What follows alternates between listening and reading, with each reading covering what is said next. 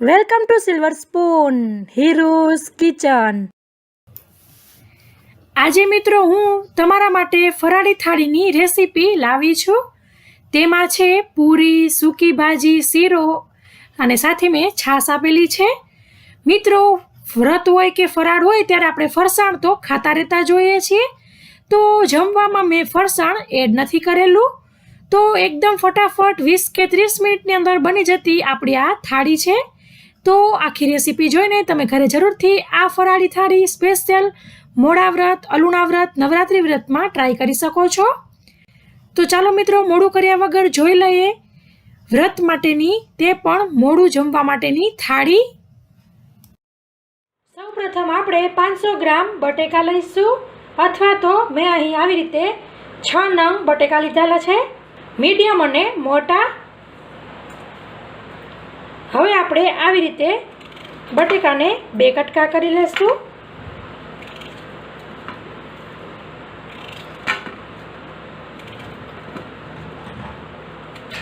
અને તેને કુકરમાં લઈને સરસ 2 થી 3 વખત ધોઈ લેવાના છે। તો ફ્રેન્ડ્સ, આપણે બટેકાને સરસ 3 વખત ધોઈ લીધેલા છે। હવે આપણે 1 ગ્લાસ જેટલું પાણી ઉમેરીને 3 વિસલથી પ્રેશર કુક કરી લઈશું। તો ફ્રેન્ડ્સ, આપણી 3 સીટી થઈ ગઈ છે અને પ્રેશર પણ તેની મેળે નીકળી ગયું છે। ખોલી લઈશું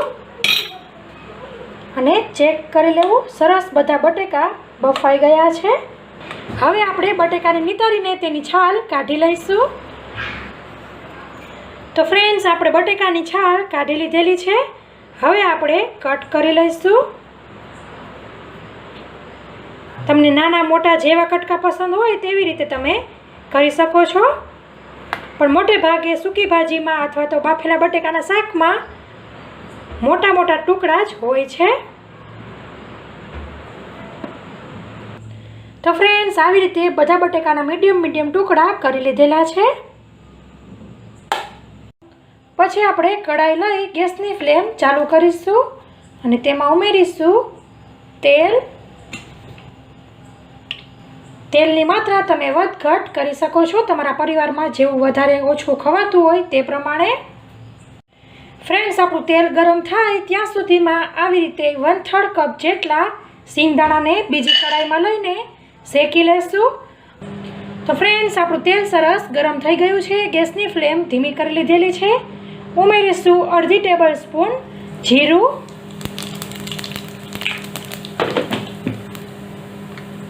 લીમડાના પાન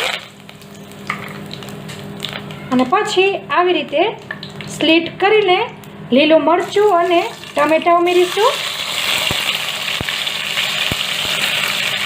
મેં અહીં એક મીડિયમ ટમેટું લીધેલું હતું, મિક્સ કરી લેવું। લીમડો, મરચાં અને ટમેટાં બધું તેલમાં ઉમેરાતા તેમાંથી બબલ્સ આવે છે, એટલે ગેસની ફ્લેમ પહેલેથી જ ધીમી કરી લેવી। સાથે આપણે જે દાણા શેક્યા હતા તેમાંથી થોડાક દાણા 1-2 ચમચી જેટલા તેલમાં ઉમેરી દઈશું અને બીજાનો આપણે પાવડર કરવાનો છે। હજી તે ગરમ છે, સેજ ઠંડા થઈ જાય દાણા એટલે પછી તેને ભૂકો કરીશું અધકચરો। ફ્રેન્ડ્સ, તમારે દાણાના ફોતરા કાઢવા હોય તો તમે ફોતરા કાઢી શકો છો આવી રીતે, પણ હું અહીં કાઢતી નથી, એમને જ ડાયરેક્ટ અધકચરો ભૂકો કરી લઈશ। તો ફ્રેન્ડ્સ, તમે જોઈ શકો છો ટમેટાં આપણા ગળી ગયા છે। હવે આપણે તેની અંદર ઉમેરીશું બાફેલા બટેકા, સાથે જે આપણે અધકચરો મગફળીનો ભૂકો કર્યો તે પણ ઉમેરી દઈશું। સ્વાદ મુજબ દળેલી ખાંડ, તાજો કૂટેલો મરીનો ભૂકો, તે પણ તમે તમારા સ્વાદ મુજબ વધઘટ કરી શકો છો, ખાંડ અને મરીનો ભૂકો। ફ્રેન્ડ્સ, અત્યારે હું અહીં મોડા વ્રત માટે એટલે કે ગૌરી વ્રત, જયા પાર્વતી વ્રત, અલુણા વ્રત માટે બનાવી રહી છું સૂકી ભાજી, પણ તમે એમને સાદા વ્રત માટે બનાવતા હોય તો તમે આની અંદર સિંધાણું મીઠું પણ ઉમેરી શકો છો અને હળદર ને લાલ મરચું જો જમતા હોય ફરાળમાં તો તમે તે પણ ઉમેરી શકો છો। બધું મિક્સ કરી લઈશું. ગેસની ફ્લેમ કન્ટિન્યુ સ્લો જ રાખેલી છે પહેલેથી જ. આવી રીતે મિક્સ થઈ જાય એટલે ગેસની ફ્લેમ ફાસ્ટ કરીશું. અડધા લીંબુનો રસ ઉમેરવો અથવા તો સ્વાદ મુજબ તે પણ, અને તેને મિક્સ કરી ગેસની ફ્લેમ બંધ કરી લઈશું. સેજ મને હજી તીખાશની જરૂર લાગે છે એટલે મરીનો ભૂકો પાછો ઉમેરીશ. હલાવી લઈશું.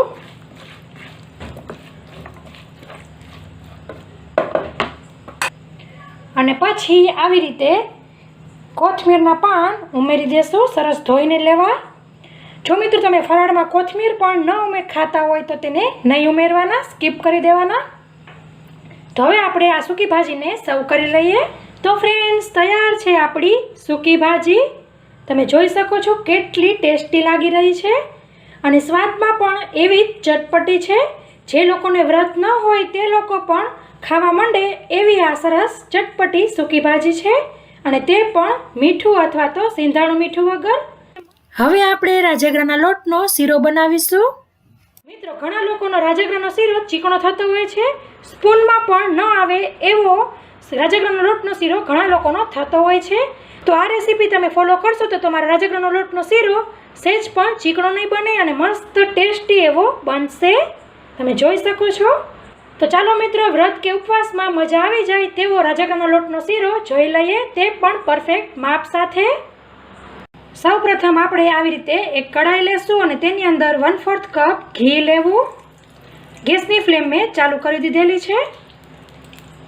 ઘી આપણું આવી રીતે સરસ ઓગળી જાય એટલે તેની અંદર ઉમેરીશું અડધો કપ રાજગરાનો લોટ. તેને આપણે સરસ મિક્સ કરી લેવાનો છે. ઘી આપણે એકી સાથે નથી ઉમેરી દેવાનું, હળવે હળવે ઉમેરવાનું છે. ગેસની ફ્લેમ ધીમી કરી લેશું. ફ્રેન્ડ્સ, તમે જોઈ શકો છો સરસ આપણો લોટ બધો ઘીમાં મિક્સ થઈ ગયો છે. પાછો આપણે 1/4 કપ ઘીનો ભરી લેશું અને અડધું ઉમેરીશું. બધું એકી સાથે નથી ઉમેરવાનું. રાજગરાના લોટના શીરામાં પહેલાં ઘી દેખાતું નથી અને શીરો સરસ રેડી થઈ જાય ત્યારે કેટલું બધું ઘી ફૂટી નીકળે છે. તો તમે જોઈ શકો છો સરસ આપણો આવો ઢીલો લોટ થઈ જવો જોઈએ. ટોટલ આપણે પહેલાં 1/4 કપ અને પછી 1/8 કપ એટલે કે 1/4નો અડધો કપ ઘી જોયું છે. અડધા કપ રાજગરાના લોટમાં ગેસની ફ્લેમ સ્લો કરેલી છે, મીડિયમ કરી લઈશું અને કન્ટિન્યુ ચલાવ્યા કરવાનું છે. તો મિત્રો, તમે જોઈ શકો છો આપણો રાજગરાનો લોટ લાલાશ પડતો થવા આવ્યો છે, પણ આપણે આવી રીતે ધીરજથી જ શેક્યા કરવાનો છે. આવો લાલ થાય તો એમ નહીં સમજવાનું કે સરસ શેકાઈ ગયો છે, એકદમ બ્લેકિશ જેવો શેકવાનો છે, નહીંતર તમારો રાજગરાનો શીરો ચીકણો થશે.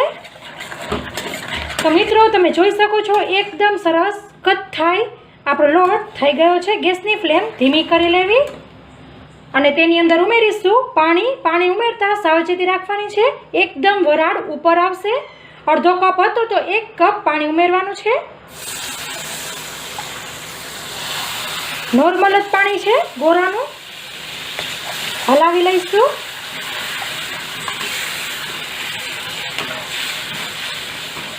ગેસની ફ્લેમ ફાસ્ટ કરી લેવી.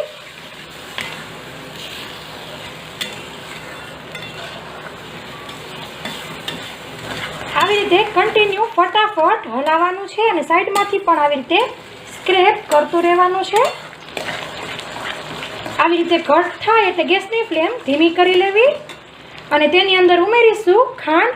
અડધો કપ રાજગરાનો લોટ લીધો તો અડધાનું અડધું એટલે કે 1/4 કપ ખાંડ ઉમેરવાની છે, અથવા તો તમે સ્વાદ મુજબ ખાંડ લઈ શકો છો. મિત્રો, હું અહીં ગૌરી વ્રત માટે શીરો બનાવી રહી છું એટલે કે ગોળ ન ખવાય, પણ તમારે એમને વ્રતમાં ખાવું હોય તો ગોળ તમે આની અંદર ઉમેરી શકો છો.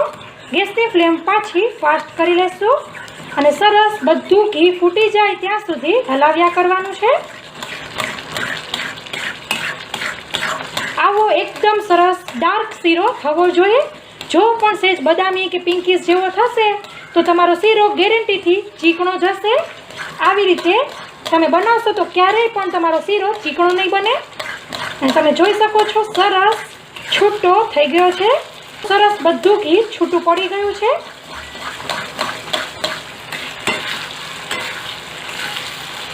આપણો શીરો બિલકુલ રેડી છે. મેં જેમ પહેલાં કીધું હતું તેમ શીરો બનાવતા ઘી દેખાશે નહીં, પણ બની જાય, રેડી થઈ જાય ત્યારે કેટલું બધું ઘી છૂટું પડી જાય.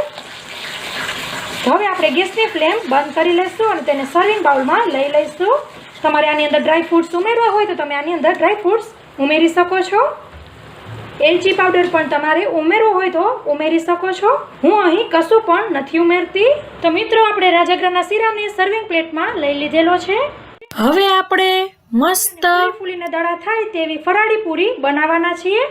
મિત્રો, બનાવવામાં એકદમ આસાનીથી બની જશે અને આપણે આની અંદર બટેકાનો ઉપયોગ નથી કરવાના. તો આ જૈન પૂરી પણ તમે કહી શકો, ફરાળી પૂરી કહી શકો, રાજગરાની પૂરી કહી શકો અથવા સિંગોડાની પૂરી કહી શકો. ફટાફટ બની જાય અને ફૂલી ફૂલીને દડા થાય તે આની ખાસિયત છે. સૌપ્રથમ આપણે મિક્સર જારમાં થોડાક લીમડાના પાન, એક તીખું લીલું મરચું, અડધા ઇંચ જેટલું આદું લઈશું અને આવી રીતે અડધી ટેબલ સ્પૂન જીરું લેવું. નોર્મલ જ જીરું છે. તમારે શેકીને જીરું લેવું હોય તો તમે શેકીને પણ લઈ શકો છો. મેં અહીં એમનેમ જ લીધેલું છે. હવે આપણે તેને સરસ પેસ્ટ કરી લઈશું. તો ફ્રેન્ડ્સ, તમે જોઈ શકો છો સરસ આપણી પેસ્ટ થઈ ગઈ છે. તેને આપણે સાઈડ ઉપર રાખીશું. પછી આપણે આવી રીતે કથરોટ લઈ તેની અંદર કેળું લેવું. મિત્રો, અહીં મારું આ કેળું મોટું વધુ છે, પણ જો તમારી પાસે નાના નાના હોય તો બે પણ લઈ શકો છો. કેળાની આપણે છાલ કાઢી લઈશું અને સરસ પાકું હોવું જોઈએ. મિત્રો, તમે કેળાની બદલે બાફેલા બટેકા પણ લઈ શકો છો. કેળાને આપણે આવી રીતે મેશ કરી લઈશું. સાથે જે આપણી પેસ્ટ હતી તેને પણ લઈ લેવી. પછી આપણે તેની અંદર આવી રીતે 1 ટીસ્પૂન અથવા તો સ્વાદ મુજબ મરીનો તાજો કૂટેલો ભૂકો ઉમેરવો. પછી આપણે તેની અંદર આવી રીતે સિંગોડાનો લોટ લઈશું, અડધો કપ. પછી આપણે તેની અંદર આવી રીતે રાજગરાનો લોટ લઈશું, અડધો કપ. પહેલાં બે આટલા અડધા કપ લોટ લઈ લેવાના છે અને પછી જરૂર પડે તે પ્રમાણે રાજગરાનો અથવા સિંગોડાનો લોટ લેવો. પણ તમારે આ બંને લોટ ન લેવા હોય, ગમે એક લોટ લેવો હોય તો તમે એક લોટ પણ લઈ શકો છો, સિંગોડાનો અથવા તો રાજગરાનો. મેં અહીં બંને લીધેલા છે. મિક્સ કરી લઈશું. પાણી સહેજ પણ નથી ઉમેરવાનું. ફ્રેન્ડ્સ, અત્યારે આપણે મોડા વ્રત એટલે કે ગૌરી વ્રત, જયા પાર્વતી વ્રત, અલુણા વ્રત, નવરાત્રિમાં ખાઈ શકાય તેવી પૂરી બનાવી રહ્યા છીએ. પણ તમે સાદા વ્રતમાં બનાવતા હોય આ પૂરી તો તમે આની અંદર સિંધાનું મીઠું એડ કરી શકો છો. ફ્રેન્ડ્સ, તમારું કેળું કેવડું મોટું છે તે પ્રમાણે આપણે લોટ એડ કરવાનો રહેશે. બહુ મોટું કેળું હશે તો તમારે તેનો પલ્પ પણ વધારે થશે અને તેની અંદર લોટ થોડોક વધારે ઉમેરવો પડશે. અત્યારે આપણે અડધા 2 કપ લીધેલા લોટ, તો તેમાં સરસ આપણો લોટ બંધાઈ ગયો છે. પૂરીનો એકદમ સરસ સોફ્ટ લોટ બાંધવાનો છે. થોડીક પૂરી વણ્યા બાદ એવું લાગે કે લોટ ઢીલો થઈ ગયો છે તો તમે પાછો લોટ ઉમેરી શકો છો. પછી આપણે આવી રીતે નાની મોટી જેવડી પૂરી કરવી હોય તેવડા લુવા કરી લેવા. હું અહીં મીડિયમ પૂરી બનાવી રહી છું. તો ફ્રેન્ડ્સ, આપણે આવી રીતે સરખા લુવા કરી લીધેલા છે. 20 થી 22 જેટલી પૂરી બને છે. તમારી જેવડી પૂરીની સાઈઝ હોય તે પ્રમાણે થોડી વધઘટ થઈ શકે.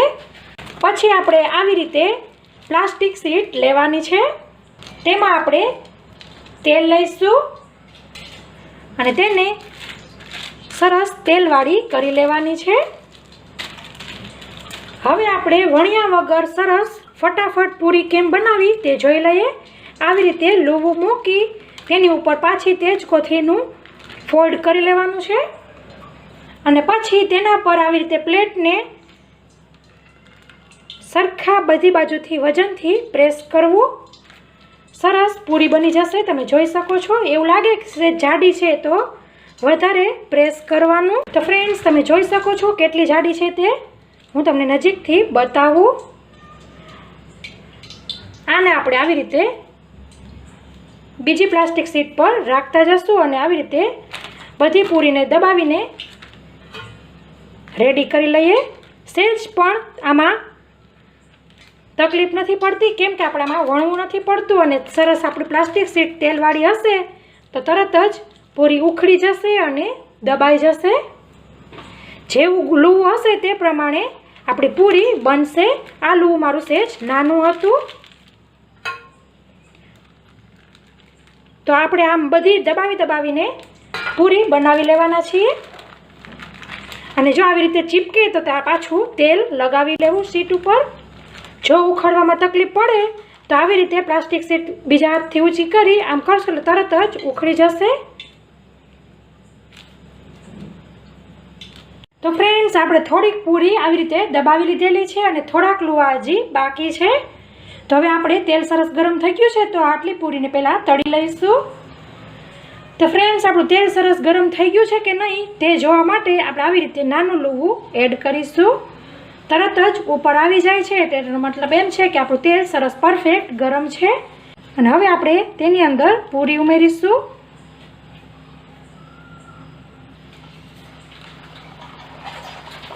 તરત ને તરત તેને ઝારા વડે નથી ડગાવવાનું, નહીંતર ઝારામાં પૂરી ચોંટી જશે. સહેજ વાર પછી આપણે આવી રીતે સહેજ કરશું તો તરત જ ફૂલીને દડો થઈ જશે. અને પછી તેને પલટાવી દેવાની છે અને પછી બીજી ઉમેરવાની છે. તરત ને તરત નવી પૂરીને અડવાનું નથી, થોડીક વાર પછી અડવાનું છે. તમે જોઈ શકો છો ફૂલીને દડા થાય છે. પહેલી પૂરીને કાઢી લઈશું. આમ રીતે બીજી પૂરી પલટાવીને તેની અંદર બીજી પૂરી ઉમેરીશું.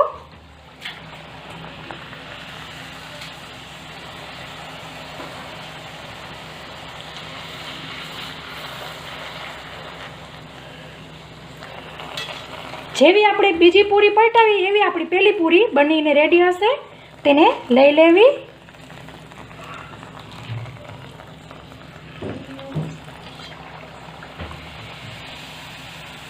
તો આમ આપણે બધી પૂરીને તળી લઈશું. તમે જોઈ શકો છો એકો એક આપણી બધી પૂરી ફૂલીને દડા થયા છે. તો ફ્રેન્ડ્સ, તૈયાર છે મસ્ત ફૂલીને દડા થાય એવી આપણી કેળાની પૂરી અથવા તો વ્રતની પૂરી. તો મિત્રો, તૈયાર છે ફટાફટ બની જતી એવી ફરાળી તે પણ મોડા સ્વાદની મોડા વ્રત માટેની થાળી. તો તેમાં આપણે ફરાળી પૂરી, ફરાળી સૂકી ભાજી અને શીરો લીધેલો છે અને આપણા માતાજી માટે ભોગ ધરાવવા માટે બિલકુલ રેડી છે. મિત્રો, અહીં આપણે આ શીરો રહ્યા હોય એટલે ખાંડનો કરેલો છે, પણ તમે ગોળનો ઉપયોગ પણ કરીને સાદા વ્રત નોર્મલ વ્રત હોય તો કરી શકો છો.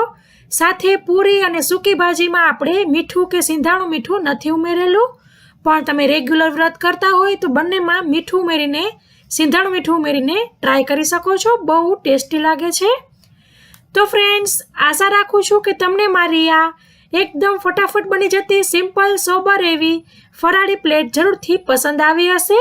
પસંદ આવી હોય તો લાઈક કરો અને તમારા ફ્રેન્ડ ઓર ફેમિલી સર્કલમાં શેર કરો, જેથી જે દીકરીઓ બહેનો વ્રત રહેતી હોય મોડા તેમને આ થાળી કામ લાગે.